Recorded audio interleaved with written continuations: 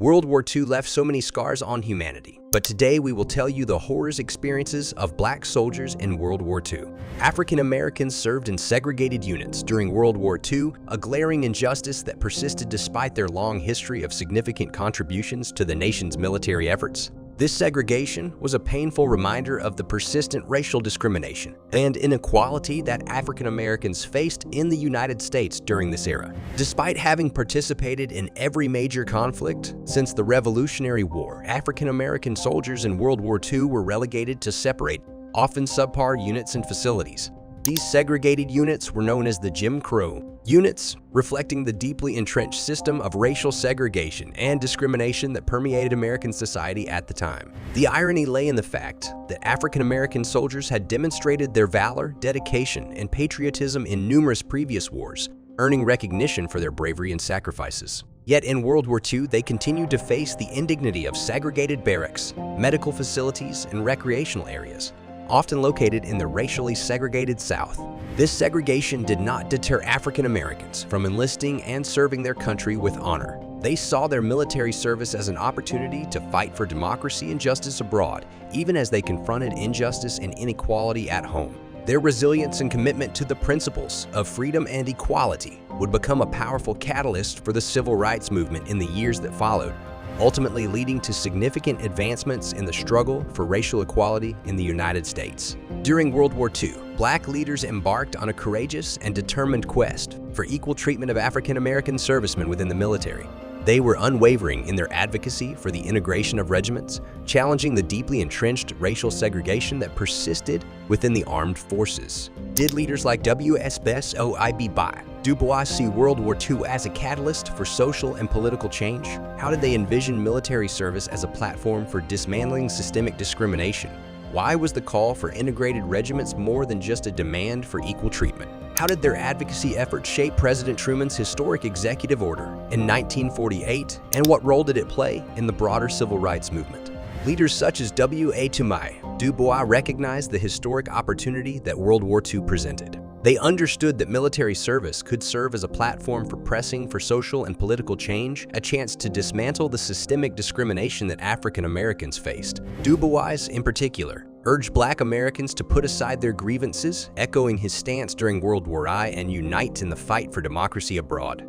The call for integrated regiments was more than just a demand for equal treatment. It was a demand for recognition, dignity, and the right to serve their country on an equal footing with white soldiers. These leaders argued that black servicemen, like their white counterparts, should have the opportunity to fight and potentially gain the same respect and recognition. Their advocacy efforts were instrumental in laying the groundwork for President Truman's historic executive order in 1948, which officially desegregated the military. This pivotal moment marked a significant step forward in the broader civil rights movement, setting the stage for further advancements in the struggle for racial equality in the United States. Black leaders' unwavering commitment to this helped transform the military into a more inclusive institution and contributed to the broader societal shift towards equality and justice for all. Executive Order 8802, issued by President Franklin D. Roosevelt in 1941, represented a groundbreaking move in the fight against racial discrimination in the United States, particularly within the war industry. This executive order was a response to mounting pressure from civil rights activists and organizations to address racial inequality in employment opportunities and treatment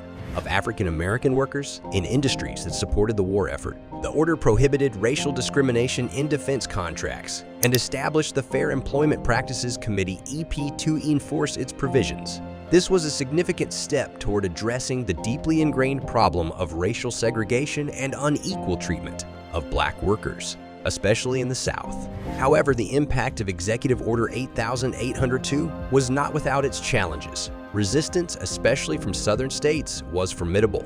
Southern states were staunchly opposed to the idea of racial desegregation and equal treatment in the workplace. Some Southern officials even refused to comply with the order, viewing it as an infringement on their state's rights. How did World War II lead to a significant increase in African Americans serving in the military, despite initial barriers and discrimination?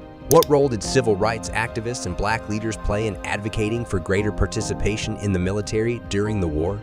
How did the WOII campaign embody the aspirations of African Americans for equality and justice? First and foremost, the war's demand for manpower created unprecedented opportunities for African Americans to join the military. The need for soldiers, particularly as the war intensified, led to a relaxation of certain discriminatory policies. This provided Black men and women with a chance to serve their country and make a significant impact on the war effort. Civil rights activists and Black leaders played a vital role in advocating for greater participation in the military.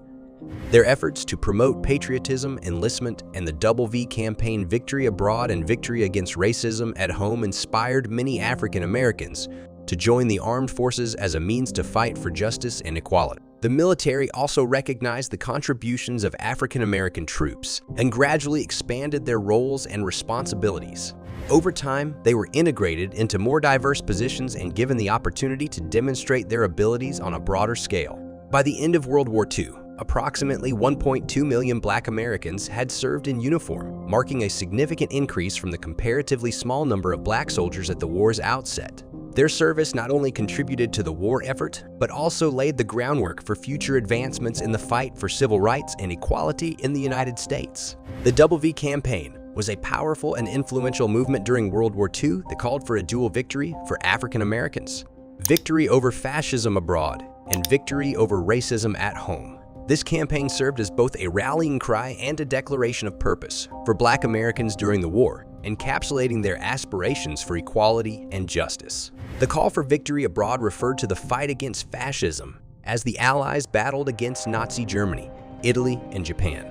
African Americans recognized that defeating these totalitarian regimes was essential for preserving democracy and human rights worldwide. They saw the war as an opportunity to combat racism, not just within the United States, but also on a global scale. Simultaneously, the call for victory at home addressed the ongoing struggle against racial discrimination, segregation, and inequality within the United States. African Americans understood that their service and sacrifices in the war should be met with a commitment to dismantling the racial barriers that had persisted for generations. They demanded equal rights, equal opportunities, and an end to the systemic racism that had plagued American society. The WOII campaign was not only a powerful slogan, but also a unifying force within the African American community. It energized civil rights activists, inspired countless individuals to join the military, and ultimately contributed to the broader civil rights movement in the post-war years. The campaign's legacy underscores the intertwined nature of social justice and global conflict, highlighting the enduring fight for both victory over tyranny abroad and victory over racism at home. Racial discrimination extended to veteran benefits, notably in the case of the GI Bill. While the GI Bill passed in 1944 aimed to provide education, homeownership, and economic opportunities for veterans returning from World War II, it often failed to deliver on these promises for African American veterans. Discrimination persisted in the form of local banks, denying loans to Black veterans, discriminatory hiring practices, and limited access to educational institutions. As a result, many Black veterans were unable to fully access the benefits of the GI Bill, further perpetuating racial disparities in education, housing, and economic opportunities in post-war America. This inequality emphasized the systemic nature of racial discrimination that African Americans faced even after serving their country in wartime. President Truman's executive order in 1948 marked a pivotal moment in the struggle for racial equality in the United States, particularly within the armed forces.